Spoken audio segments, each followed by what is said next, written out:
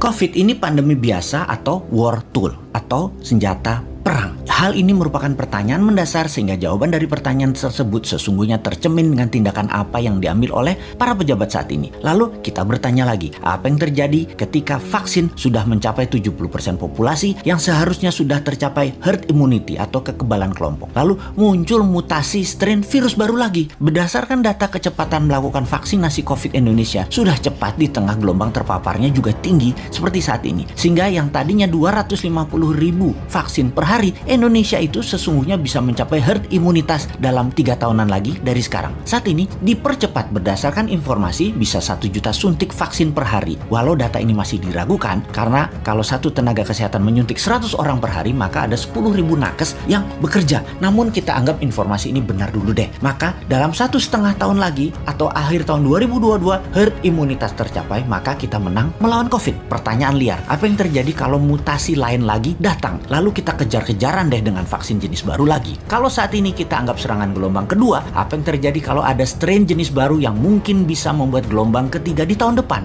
Melihat cara penanganan pemerintah atas COVID yang merupakan virus import dan PCR antigen juga produk import kebanyakan dan masker juga terbanyak barang import, bahkan disuruh 2 lapis lagi sekarang. Lalu vaksin juga produk import. Ini kita tidak boleh berlama-lama seperti ini. Apa nggak kita balik aja sebaiknya? Inilah masa di mana produk lokal, misalnya masker, harusnya merupakan 90% masker yang beredar di Indonesia saat ini adalah buatan lokal. Antigen tes lokalnya harus 100%. Vaksin lokal harus 50%. Atau obat peningkat imunitas yang lokal harus digenjot. Agar kalau virus mutan lagi, kita nggak terus bergantung impor yang akan membuat ekonomi negara digerogoti uang keluar atau flight capital. Sudah cara bernegaranya membatasi uang beredar menjadi tipis di tanah air, uang tadi ditarik keluar dengan berbagai kebutuhan impor dan tunai di tanah air harus hidup dengan pinjaman dolar asing dan yuan. Rupiah kok jadi nggak berdaulat ya? Pastinya karena kebijakannya terlalu impor. Walau bisa terlihat benar karena semuanya dalam keadaan darurat, tapi kalau bernegaranya daruratnya berkepanjangan seperti ini, sebenarnya bisa nggak masuk kategori salah kelola atau mismanagement bernegaranya.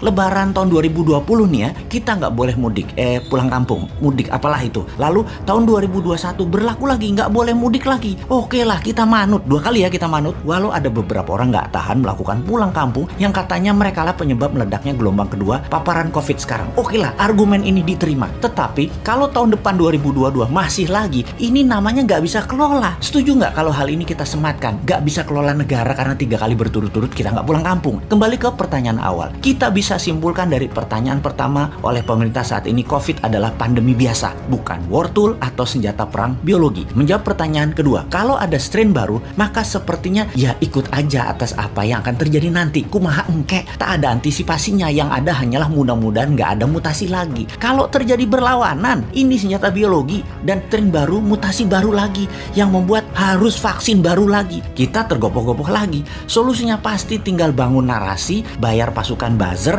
dan pasukan buzzer bekerja keras lagi. Nah, di posisi begini kasihan mereka yang mau jadi presiden tahun 2024, sementara mereka dalam posisi menjabat yang ternyata salah semua pengelolaan pandemi dan ekonominya. Pasti kena imbas negatifnya mereka karena mereka juga bagian dari ketidaktepatan kelola pemerintah pusat dan daerah.